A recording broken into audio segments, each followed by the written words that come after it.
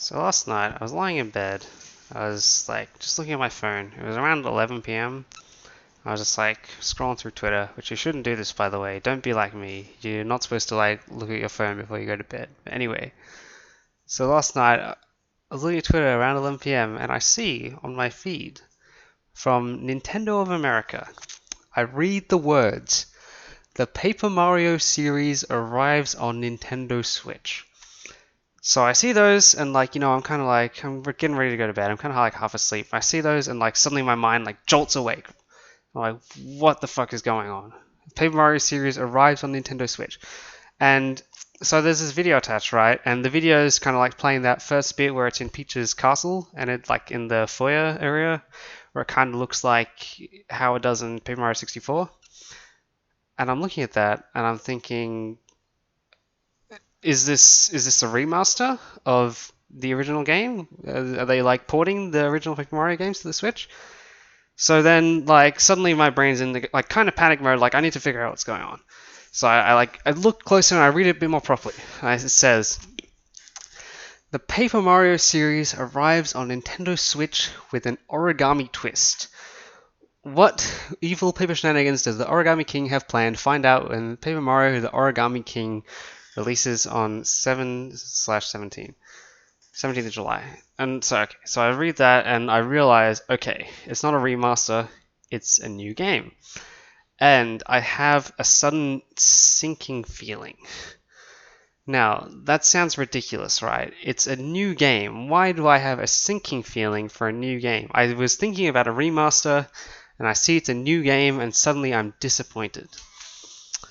That is sort of the life of a Paper Mario fan in this day and age.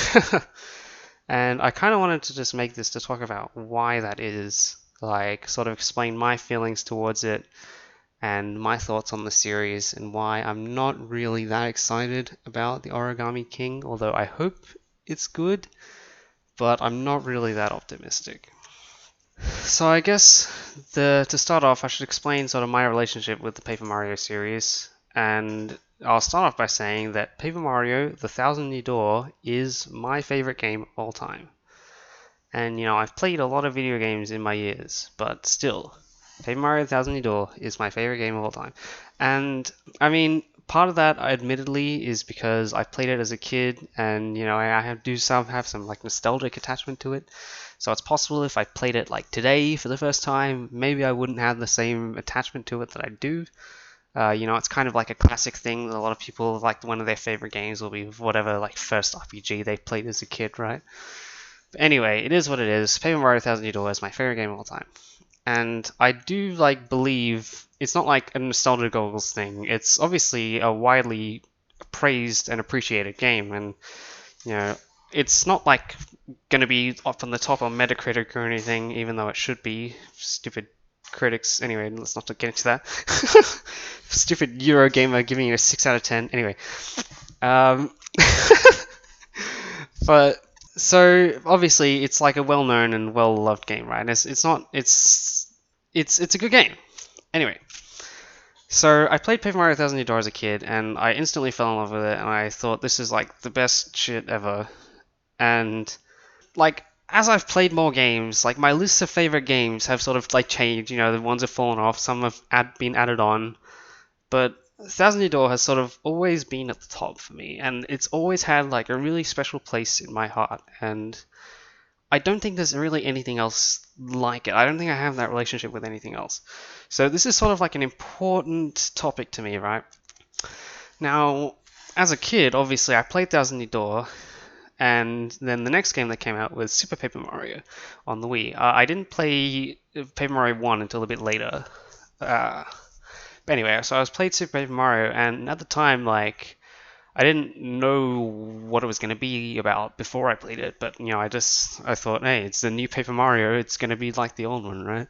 It's going to be what I like again. So I played Super Paper Mario, and I like Super Paper Mario. I like it a lot. It's probably like, it's not like super up there in my favorite games, but it's like kind of up there. I still appreciate it.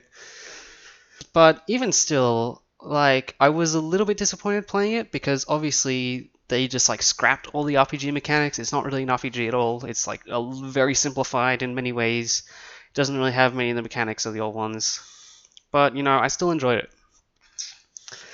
But then after that, I thought, well, okay, I don't know what was going on with Super Paper Mario, but the next game that was announced was Sticker Star, right? And Sticker Star, when it was like first announced, they said, oh, we'll have RPG battles, right? Or turn-based battles or whatever. Just return to the turn-based combat. So I thought, oh, okay. So, you know, Sticker Star was like their weird experiment, not Sticker Star, Super Paper Mario was a weird experiment, whatever. But now we're going back to the same formula. We're going to play Sticker Star, it's going to be good. Then, you know, more information started coming out, and then the game actually came out, and obviously, well, I say obviously, I don't know if everyone actually knows about this, or I feel like most people should know about this. Sticker Star is kind of, was widely not very well received, and it was controversial because they basically cut out, like, all story elements and all unique elements and like everything that makes it interesting, and it's just very bland. This is probably the part where I should say that I actually haven't played it, and I haven't played Color Splash either. So I know that sounds silly to say, but I mean I heard it was bad, so I thought, okay, I better not worry about this. But obviously I was quite disappointed because I thought, well, what's going on? You know, this is like the second game in a row that's not the Thousand Year Door style, or the first two games style, so when are we going to have the next game in that style? And then, obviously, a few years later, Color Splash came out, and it was very much the same as Sticker Star, although apparently it's like a bit improved, it has like a bit more story. Again, I haven't played it, I don't know much about it. From what I've seen, it seems like it's got like a lot of funny humor and like breaking fourth wall jokes and stuff like that. Which, you know, it's alright, we appreciate those kinds of things, but the gameplay is sort of like, it's still not really an RPG. It's got like, they actually called it an action-adventure game in the trailer, and I'm sure all Paper Mario fans had like a sinking feeling at that moment. Or a feeling of like despair and dread. And that's kind of the point where we all just accepted, okay, we're never getting another like normal Paper Mario. We're never getting like Paper Mario 3, so to speak. Or the hypothetical dream game is like the true sequel to Thousand Year Door. And then fast forward to today, Origami King. Like, I mean, we don't know yet. It's still early days, but obviously they're not showing any of the original things from the original game, so it still looks like that's all forgotten now. It's just Paper Mario is a new thing, right? And so, obviously, Paper Mario fans watching this trailer, they're going to be looking for things that, like, is it like any signs that they're like returning to the old games. So we see like, okay, so it's got battles, like turn-based battles, that's something, although it's like completely different from what it was before, obviously, with the little wheelie mechanic. And it looks like there's like kind of partners, but we don't know, I don't know, and there's like a Bob-omb who we assume is the partner, but he looks like a totally plain Bob-omb, which is kind of weird. Even though all the other games had like really stylized, unique characters. And it's got like the audience, well, there is an audience, we don't know, it probably doesn't work like how it does in Thousand Year Door, but there's something, so it's hard to say at this stage, but obviously it looks like it's nothing like the original games. And I think that's a shame, because I think the style from the first two games, like Paper Mario 1 and Thousand Year Door, it has potential to be pushed further still. Like, we saw how much of an improvement there was from the first game to Thousand Year Door. So it'd be really interesting if they could, like, continue iterating on it and sort of, like, keep improving it. And the thing is that, like, there's not really much else that's like Paper Mario. There's, like, the South Park games, which I haven't played, are apparently a bit similar. And there's, like, Bug Fables, which I also haven't played, which I want to play, and will at some point, but I haven't yet.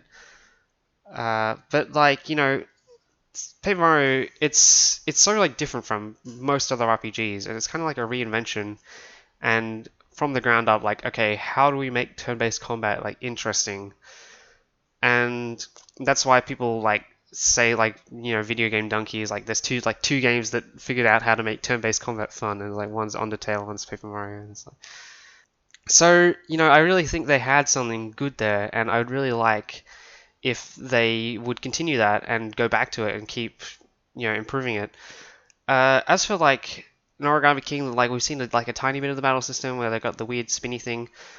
Uh, I'm hesitant about that because it seems to me, I mean, obviously we don't know anything, so I could be totally wrong, but my first initial impression is that it's like there's the one objective, which is that you just want to line it up so you can hit a lot of enemies at once, right? And I really don't like in turn-based RPGs where there's only just like one goal in the combat of just like there's one strategy of you just want to figure out how to do this one thing. Like in Persona, all it is like you just want to knock every enemy down and do an all-out attack because that's like the most effective way most of the time. So I think it can get like really boring and repetitive if there's just like one way to approach combat. So hopefully that's not what it's like. Hopefully maybe the battle system will turn out to be interesting in its own way. You know, they said it's like puzzle based or whatever. I don't know. We'll see. But I would like for them to sort of return to the original style because I think there's still potential for it. Like it can be pushed further and it's really fun and good in a way that a lot of RPGs aren't. However, that being said, I think like that's not the whole picture. Like even though the first two Paper Mario games, that is sort of like a lot of people associate with what makes them good is, you know, we've got like the star power system, you know, FP, partners, badges, etc., etc. And I think that's underselling or not completely capturing the full picture of like what makes the original Paper Mario games so special to a lot of people, or especially like Thousand Year Door to me. And you know, people are looking for those things in the trailer, not because of those things themselves, although that is part of it, but just like a sign that they're returning to the style of the originals. And I want to talk a bit about more like what I mean about the style of Paper Mario. And for example, you can contrast it with the Mario and Luigi series. Like Superstar Saga is the only ones I've finished. I've played Puzzles in Time, didn't finish it. I would like to play Bowser's Inside Story at some point. I haven't gotten around to it. But really, they have a lot of things in common, right? They've both got the sort of action-based battle system, and they both have like, you know, the comedic sort of tone, and it's like a fun and interesting and unique, different take on the Mario universe. And you know, all the characters who normally never talk in the original games all like have personalities and whatnot. So there's things in common, right? But I think if you ask me which do I prefer between Mario and Luigi and Paper Mario, I would say Paper Mario easily. And I think what it really comes down to is the story. So Thousand Year Door is sort of structured like a globe-trotting adventure sort of thing, where you have like a treasure map and you're going across the world to all these different locations in search of the crystal stars. And so each chapter in the game takes you to a different place, and like each has its like own sort of self-contained story. And I cannot stress enough how completely unforgettable every single chapter in the game is, except for like maybe chapter 2 is like kind of bland, but even like still Boggly Woods is like so visually distinctive and it's like so memorable because of that as well. And what makes Thousand Year Door stand out so much is that like pretty much everything that happens in the game is everything that you would completely never expect to happen in a Nintendo game or in a game with Mario in the title. Like one of the chapters is Mario has to join a fighting tournament, but like it's not just a fighting tournament. He also has to like uncover there's like a conspiracy around it.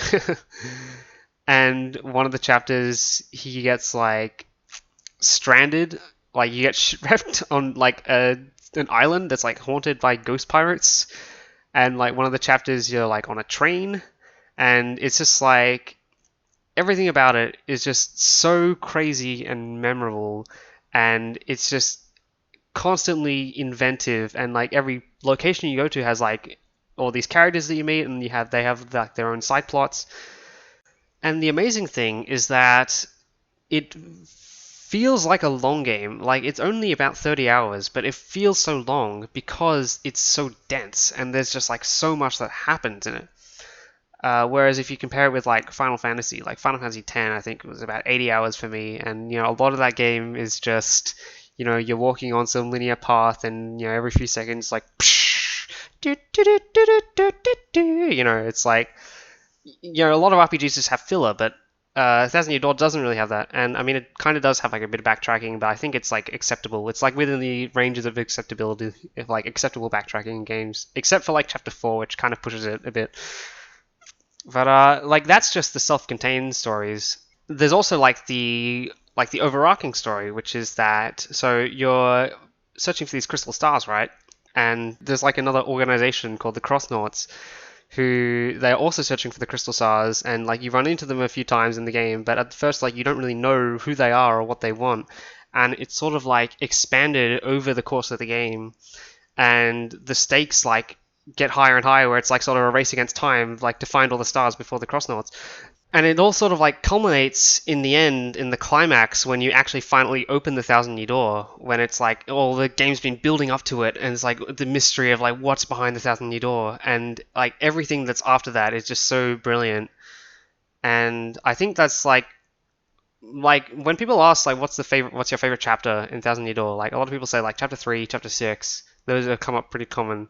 For me personally, I actually like chapter 8 the most, because I think like the finale and the end game is just the most memorable part. Well, not the most memorable part, but it's like the best part of the game, and really where Thousand Year Door like pushes it to that next level where a lot of games don't ever reach.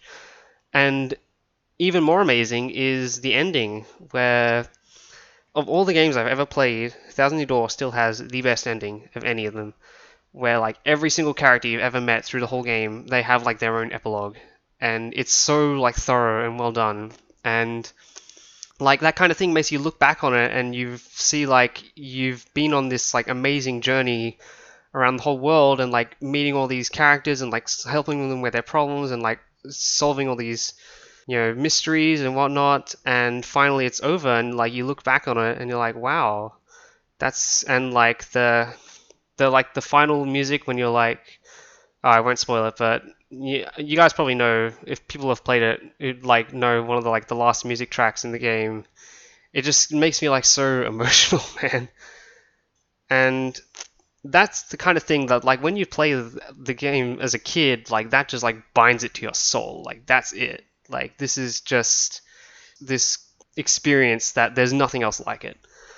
And I guess like the other games, like Paper Mario 1 is kind of similar in that each chapter is self-contained and it has like, sort of this wacky zany stuff that you wouldn't expect. I don't think they go as crazy as Thousand Year Door goes with it. Not the self-contained, like the overarching story in Paper Mario 1 is not very good, I don't think, because like Bowser is just the villain and it's exactly played out what you expect. It's not really, doesn't really do anything new with it. Super Paper Mario is like, again, it's kind of similar in that each chapter takes you to a new location. I think it's like, it's not as memorable as Thousand Year Door either, but the overarching plot in Super Paper Mario is like even more intense than Thousand Year Door, where it's like, it even gets like even darker, and you got like the villain Count Bleck, who has like actually sort of a sympathetic backstory, which kind of gets revealed throughout the game, which is like really interesting. And I have to like contrast that with Origami King, right? And I'm trying to look at it and thinking like, okay, so the villain, the Origami King, if it was in the old games, he would have like a really complex plot, and it would be not what you would expect, and he would possibly also have like his own backstory as well. So I wonder if he'd like have that, because it makes me wonder, because like, I mean, that's the title of the game, right? The Origami King. So you'd think there'd be a big emphasis on the villain. So maybe they will play that up. We'll have to see. That's kind of really what I'd like them to return to more than anything, is that sort of style. Although I kind of am not expecting that they'll ever be able to reach Thousand Year Door again. I've kind of made peace with that. But I think if they can like at least make something that's like memorable and makes you look back on it like it was like a really good journey and a good experience. I think that's like what Paper Mario is for me. That's like sort of what elevates it to a level that I don't think like the Mario and Luigi games are at, or like a lot of games are at. And I think it is possible to make a worthy successor to Thousand Year Door, even if it doesn't have the same gameplay. Although, like I said before, I do wish they would return to that gameplay, because I think it's really good and it's like still has more potential. But like, kind of when I look back on it, I've kind of reluctantly come to accept that Super Paper Mario, even though I was sort of a bit disappointed at the time, and it's like so different and so simplified and whatnot, I still feel like it's sort of a worthy successor to Thousand Year Door, because it it continues on the same sort of like story and tone, and all the characters who are in Thousand Year Door, like particularly Peach and Bowser, they sort of act similarly. Like it feels like a contiguous series, and that's where Sticker Style like completely broke that, right? And Color Splash, I don't really know enough to say either way. So I'm hoping that Origami King can return to that, but I guess it's just because, because it's been so long, and because the last two games ended up being disappointments, that I can't really get that excited. I have to be like I wouldn't even say I'm excited. I'm not excited at all. Maybe if there's like more information and there's a reason for me to get excited, I will get excited. But right now, yet I'm assuming that I'm not really gonna like it that much, or maybe I will, but like it's not gonna be what I want, right? And it sucks because, even though I've come to terms that like we may never get a true like Paper Mario 3, like a Thousand Year Door sequel, even though I've come to terms with that, every time there's a new game announced, like a new Paper Mario game, it sort of is like reopening the wound, right? Like this new thing, but it's not like the old thing. And what's surprising to me, and I don't know if this is like surprising to anyone else or if it's just me, but the reaction to the trailer has been mostly positive, it looks like. Like it's gotten a lot of likes on Twitter and like on YouTube, which you compare it with Color Splash. Like Color Splash was pretty heavily dislike bombed, and I was a part of that, of course. But the reaction to Origami King has been like, obviously there's like been the vocal Thousand Year Door fans like me who are kind of like, I don't know about this, but like as far as like the general masses, like people seem interested and excited about it. And I have to wonder, like, there's either two explanations. Like either the new games like Color Splash have like created a generation of like new Paper Mario fans of like the new style, quote unquote. Although that doesn't seem likely to me because Color Splash, like, was not very well received either and didn't even sell that well. So what seems more likely is that there's a lot of people who have just never played any Paper Mario or like don't know much about the series, and they just think, oh, that looks interesting. And that kind of thought, like, it troubles me a bit. The idea that like now there's like so many people, the old games are like so old now that they're just going to be forgotten. And that's why I really hope that Thousand Year Door gets a re-release, or like a proper remaster, or like even anything, like if there's just like some easier way for people to play it.